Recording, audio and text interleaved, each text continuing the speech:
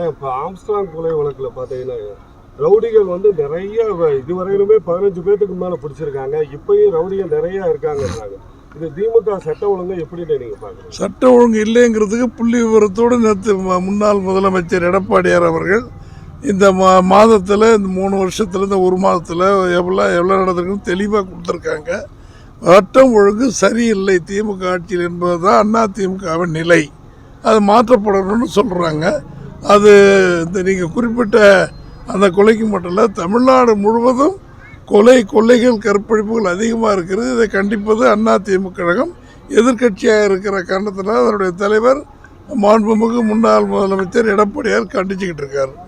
அதே மாதிரி தாழ்த்தப்பட்ட தலைவர்கள் இப்போ ஜான் பாண்டியன் கூட சொல்லியிருக்காரு, எங்களுக்கெல்லாம் உயிருக்கு பாதுகாப்பு இல்லை இந்த ஆட்சியில். உண்மைதான், அவன் கேட்குறதை கொடுக்கணும். அது அவர் மட்டும் சொல்ல, திருமாவளவன் இன்னும் இருக்கிற தலைவர்கள்லாம் சொல்லியிருக்காரு. சீமான் போன்றவங்களுக்கு எல்லாத்துக்கும் கொடுக்கணும். ஒன்றும் தப்பே இல்லை. இப்போ நம்ம கேட்டாவே, சாதாரண மனிதர்கள் கேட்டாவே உயிருக்கு ஆபத்துனா பாதுகாப்பு கொடுக்கணும். அதுக்குள்ளே சட்டம் இருக்குது, அதுக்கு கொடுக்கணும். கேட்டு இல்லைன்னா தான் இப்போ பாதிப்பு வரும். கட்டாயம் கொடுக்கணும்.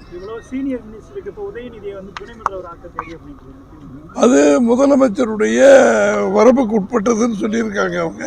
அது எங்கள் முன்னாள் முதலமைச்சர் எதிர்கட்சி தலைவர் அதைத்தான் சொல்லியிருக்காரு. நிறைய சீனியர் மினிஸ்டர் இருக்காங்க, அதை கொடுக்கணும்னு சொல்லியிருக்காங்க. அவர் துரைமுருகனை கேட்குறாங்க, உங்களுக்கு துணை முதலமைச்சர் கொடுத்தா ஏற்றுக்கணும், யார் தான் ஏற்றுக்க மாட்டாங்கன்னு சொல்லியிருக்காரு.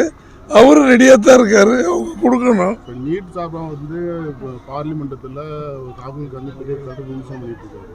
இப்போ உங்களோட நிலைப்பாடு எப்படி இருக்கு? நீட்டுக்கு வந்து எல்லாருமே எதிர்ப்பு தானே, நாங்களும் சேர்ந்து தானே எதிர்க்கிறோம். நாங்கள் மட்டும் என்ன ஆதரிக்கிறோமா? அது கட்டாயம் இருக்கக்கூடாது. அது காங்கிரஸ் காலத்தில் வந்ததுன்னு பிரதான் மந்திரி, அந்த பிரதான்னு இவர் கல்வி அமைச்சர் மத்திய அமைச்சர் சொல்கிறாரு.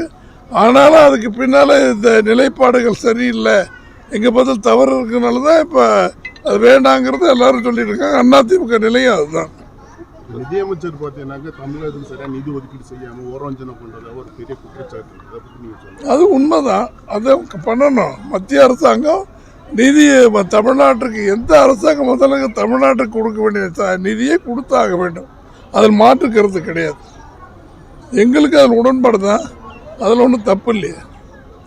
அதுக்கு சட்டத்திட்ட விதிகள் இருக்குது, அது விதிகள் படி இவங்க அனுப்பணும், அவங்க கொடுக்கணும்.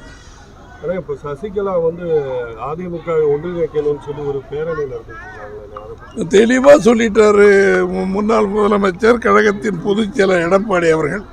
பொதுக்குழுவால் நீக்கப்பட்டவர்கள் மறுபடியும் இந்த கட்சியில் அதிமுக, அனைத்து இந்திய அதிமுக சேர்த்து கொள்ளப்படுவதில்லை. அதை பற்றி இனிமேல் என்கிட்ட கேள்வி கேட்காதீங்க. நேற்று கூட சொல்லிட்டாரு ஓமலூரில். அந்த பேச்சுக்கே இடம் கிடையாது. ஆனால் அந்தமா பேசும்போது பார்த்தீங்களுக்கு எனக்கு ஆதரவு அதிகம், தொண்டர் மத்தியில் ஆதரவு இருக்குன்னு சொல்லி சொல்கிறாங்க. அது அவங்க வேலைகள். அது அதிமுக பொறுத்தவரை நாங்கள் தான் அதிமுக, அவைவே அதிமுக. அது சொன்ன நம்ம என்ன பண்ணுற முறைப்படி அதற்குரிய நடவடிக்கைகளை எடுப்பாங்க.